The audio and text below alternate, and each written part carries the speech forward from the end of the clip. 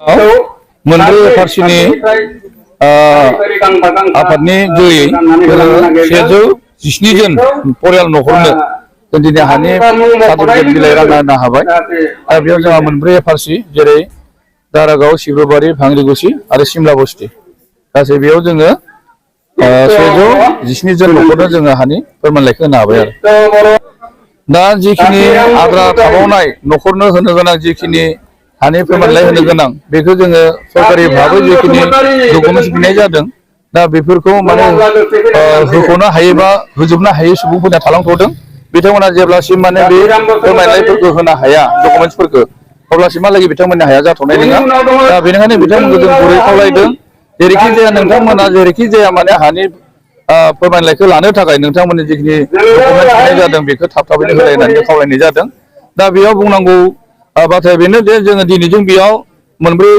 एफआरसिआव खनथाम जाबाय दिनैजों हानि पाट्टा राननाया माने दफा दफा जों खनथाम खेब राननाय जाबाय। दा जोबनाय लामायाव बारा गैलिया खमबाबो माने मोनब्रै एफआरसिआव 130-140तासो नखरा मोननोल' आद्रा थाबावबाय आरो दा बेथ' बाथ्राया बुंबा ओरैनो माने राजनितिनि बाथ्रा जागोन बियो माने जाय दला जाय राजनितिनि नेताफोरा हाखौ होनो हायासै गोबाव सम बिथांमोना सरकार सालायनायाव दा बिथांमोना जोंनि दिनैनि बे प्रमद बर'नि दैदेननाय सरकारा होनो हानायखौ मेगन सानानै लाबां जाबां बिथांमोना माने बेखौ बुंसावनायसो बाथ्रा सरकारनिफ्राय जितुके बेयो सिस्टेमाव जाना फैनाय सरकारा बेखौ एलटमेन्ट होनाय बेयाव आरो बे नंखाय जानो हाया बे बाथ्राखौ रायजोफोरखौ ओरैनो बुंनानै गावसोर राजनिति खालामनो थाखायसो बे सुबिदा लानायनि थाखाय बुंनाय बाथ्रा बियो। गिबियावनो बड'लेण्ड बुब्लिनि नायगिरि बिथांमोननिसिम आं गोसो गोरबोनिफ्राय गाहाम हामलायनायखौ जासियो। आङो साबायखर जासिगोन जोंनि बिटिआर सरकारनि मानगिरि प्रमद बर' बिथांखौ आरो जोंनि लेन्ड रेभिनिउ डिपार्टमेन्टनि मानगिरि डिएम रन्जित बसुमतारी बिथांखौ जोंखौ बाक्सा जिल्लानि एफआरएनि डिएलसि कमिटियाव सोद्रोमा सायख'नायनि उनाव जोङो जिखिनि खामानि मावबाय जोंनि बाक्सायावहाय नैबे मुसलपुर साब डिभिजनाव जिखिनि एफआरएनि एफआरसिफोर दंमोन एफआरएनि आन्दाराव जिखिनि एफआरसिफोर दंमोन दा बिथांमोननो जिखिनि हा होनायनि लेन्ड टाइटेल होनायनि खामानि बे प्राय जोब्बाय जोंनि बिटिआर ओनसोलाव आरो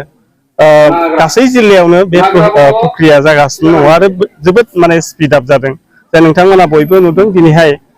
4 बोसोर जायाखै सरकारा बे समावहाय बे समावनो आरो 2,20,000निबो बांसिन हा गैजायै सुबुंफोरनो हानि पाट्टा होनाय बेखौ गोबां ससियेल मिडियायावबो बयबो नुदों आरो बयबो बाख्नायदोंबो जोंनि नैबे बाक्सायावबो आरो बे मुसलपुर साब डिभिजननि सिङाव एफआरएनि आन्दाराव आरो जोङो जिखिनि होनो हाबाय आङो बे हाबाफारियाव दिनै फैनो मोननानै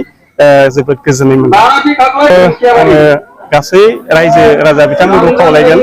जाय बिथांमोना एफआरएनि आन्दाराव फरेस्ट डिलार एक्टनि आन्दाराव आरो जाय बिथांमोना जाय रायजोफोरा जाय नखरा दिनैहाय हानि फोरमानलाइ मोनदों आं बिथांमोन बयखौबो खावलायगोन जे जाहाथे बयबो आरो नोंथांमोननि खस्थ' खालामनाय नोंथांमोननि जि सिमांमोन हानि जि पाट्टा मोनगोन मोना गोबां माने मानसिफोरा आरो नखरफोरा सानोमोन दुखु मोननाय नङा नामा बेबायदि आरो मानोना बे ओनसोलाव गोबां बोसोरनि सिगांनिफ्रायनो बे नखरफोरा रायजो जानानै दङ गामि माने दानानै दङ अब्लाबो बिथांमोननि जि सिमां हा मोननांगौनि जि सिमां बे मोगथां महर मोनाखैमोन नाथाय दिनैहाय मोगथां महर मोनबाय आरो नैबे समाव आरो गोबाङा गोबां बाथ्रा बुंगोन जे